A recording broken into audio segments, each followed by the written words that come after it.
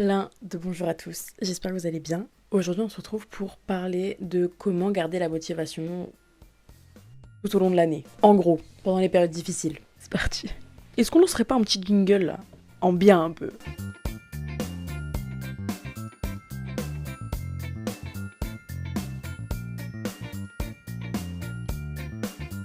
Bon bref, j'ai mes petites notes parce que j'ai révisé. Bah non, du coup j'ai pas révisé si j'ai mes notes. Anyways, déjà il faut que tu comprennes d'où ça vient. Ta perte de motivation par exemple, pourquoi t'es démotivé? Qu'est-ce qui se passe? Parce qu'il fait froid, parce que t'as plus ton gym bro, parce que t'as plus de musique, parce que t'as plus d'argent pour aller à la salle. C'est quoi?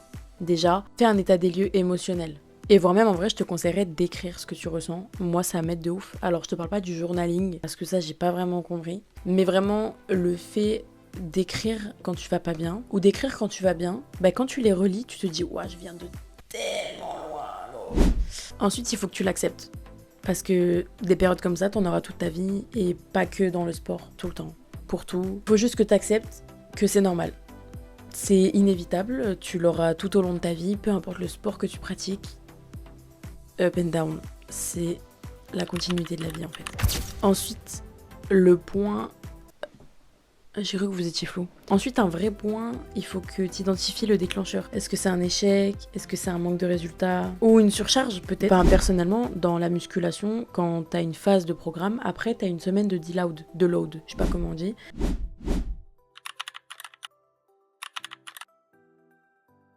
Deload. Pour les copains, je viens de capter qu'en fait, j'explique pas du tout ce que c'est qu'un deload ou un deload, je sais toujours pas comment on dit. Du coup, j'ai une petite définition pour vous. En musculation, un deload est une période programmée où l'intensité ou le volume de l'entraînement est réduit pour permettre au corps de récupérer. Ça peut impliquer d'utiliser des poids plus légers, de faire moins de reps ou de diminuer le total des séries. L'objectif, c'est de prévenir le surentraînement, de favoriser la récup musculaire et mentale et d'améliorer les perfs à long terme. J'espère que c'est plus clair. Et moi, cette phase-là, je suis en plein dedans et c'est vraiment compliqué pour moi de mettre 70% de mes charges, ne pas aller à l'échec, de laisser ton corps se reposer malgré le fait qu'il est en train de faire un exo. Pour moi, c'est vraiment compliqué. Mais je sais pourquoi, du coup, je l'ai identifié et ce n'est qu'une semaine et j'ai hâte d'être à la semaine prochaine pour m'en... Bref, ensuite, rappelle-toi du pourquoi. Remémore-toi pourquoi t'as commencé. Et peut-être qu'en vrai, écris tes motivations. Affiche des trucs, fais-toi un fond d'écran avec cette motivation. Rappelle-le toi, mets-toi des post-it, fais en sorte en fait, que même la démotivation, elle rentrera pas dans la faille, tu vois. Alors, j'ai demandé à ChatGPT et il m'a dit qu'il fallait redéfinir tes priorités. Peut-être que ton objectif initial est trop ambitieux pour cette période, adapte-le pour qu'il le soit plus efficace. Alors, je suis pas d'accord en vrai.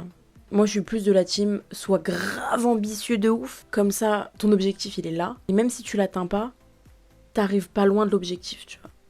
Je sais pas si vous avez capté. C'était le moment de ChatGPT. À l'aise. On est pour, on est contre, chacun son dos. Fractionne tes objectifs. Si t'es débutant ou débutante, ne te fixe pas un objectif de compétition. S'il te plaît. C'est bien d'être ambitieux, mais il faut être réaliste. Faut réussir à trouver le compromis en fait. Moi je te conseille, si t'es débutant, petit à petit, tu te mets 5 minutes de marche. La semaine d'après, tu te mets 10 minutes de marche. La semaine d'après, encore et encore et encore. Et petit à petit en fait, voire même prends-toi un programme, fais-toi accompagner d'un coach, ou alors renseigne-toi sur les réseaux. Mais fais attention aux réseaux sociaux. C'est pour ça que je te conseille vraiment un coach, quelqu'un qui soit diplômé ou quelqu'un qui ait des vraies connaissances. Ne te presse pas en fait. Vraiment, ne te presse pas. Genre, trust the process. On va pas la garder. Non. Ouais, en fait, ne te presse pas. Et ça, c'est un truc, je trouve qu'on voit trop. C'est comment perdre 10 kilos en 3 mois, comment perdre son ventre en une nuit, comment faire ceci, comment faire cela. Et je l'ai vécu. Hein. Moi, je mettais du cellophane avec du Vaporub autour de mon ventre, croyant que ça allait faire le fondre. C'est pour ça que prends ton temps. Une perte de poids ou une prise de muscle, ben, ça se fait pas en 2 jours. Le corps, il subit un vrai choc, que ce soit l'un ou l'autre. Il était dans sa zone de confort. Et d'un coup, tu lui mets un gros hack kick, il comprend pas. Tu vois, laisse-le s'adapter. Mets en place des routines simples. Te fais pas des je me lève à 4 heures, je vais prendre une douche froide, je vais courir à jeun et tout. Des trucs simples, efficaces, basiques, mais au moins t'es planifié, tu vois. En fait, le fait de te créer une routine, que ce soit matinale ou journalière, ça va te permettre d'avoir le contrôle sur ta journée. Par exemple, moi qui suis assez hâteuse, comme j'aime bien dire, hein, je sais que si je planifie pas mes repas, c'est la merde. Instant, je retombe. Faut voir avec tes points faibles, qu'est-ce que tu pourrais planifier pour éviter qu'ils apparaissent de trop. Crée-toi un environnement motivant et sain. Range, mais une odeur qui te semble agréable dans des environnements sains, lumineux. Et éloigne-toi des distractions, comme les réseaux sociaux. J'en ai fait une vidéo et ça m'a déclenché une dépression. Donc si tu veux aller la voir, en vrai, je te la mets là. Non, c'est là. Je sais jamais... Moi, ça m'a vraiment permis de m'éloigner des réseaux et de juste, je te poste des réels et je m'en vais. Je réponds à 2-3 messages, mais je vais pas passer des heures sur les réseaux, en tout cas plus maintenant. Quand tu vas aux toilettes, on sait, d'accord? Oui. Putain, ça fait une demi-heure, t'es là. Le dernier, cultive-toi une mentalité de résilience, s'il te plaît. T'es sur ma chaîne. Tu ne peux être que résilient. Tu ne t'abonnes pas si t'es pas résilient. Par contre, si t'es résilient, genre tu résilies ton abonnement ou... Bon, allez. En fait, il faut que tu fasses le lien entre discipline et motivation. Il y a un seul rapport, c'est toi. La discipline, c'est une compétence. La motivation, c'est un état émotionnel. Ça veut dire que si tu te bases sur ta motivation tout au long de l'année, tu feras rien. Par contre, si tu te bases sur ta discipline, sur ta résilience donc, là, tu vas bâtir des choses. Mais c'est ça. Quand la motivation manque, c'est la discipline qui te permet d'avancer. Apprends à tolérer l'inconfort, voire même à l'aimer en fait. Ouais, ça pique. En fait, le progrès, il vient souvent du dépassement de soi. Accepte que ça sera pas toujours facile ou plaisant, mais ça en vaut la peine. Tu peux également t'inspirer des autres. Donc, lire des biographies, écouter des podcasts ou regarder des vidéos. Abonne-toi. Abonne-toi, frère, tu joues à quoi là? T'as vu tout ce que je viens de te donner comme info? Donc, je disais quoi?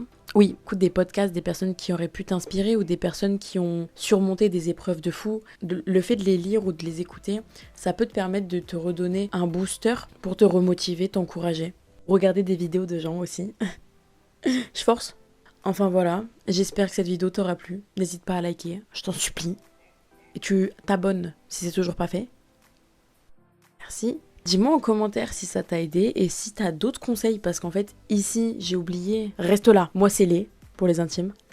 Je suis ici pour donner mes meilleurs conseils pour qu'on devienne ensemble les meilleures versions de nous-mêmes. Donc si t'as des tips ou des trucs à modifier ou à rajouter, tu mets en com avec le petit timecode.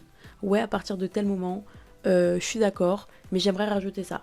Pain béni. Et puis voilà quoi. Qu'est-ce que tu veux de plus, frère? Je te donne toutes les clés pour réussir. Si à un moment donné tu t'abonnes pas, moi j'arrête en fait. À la revoyure.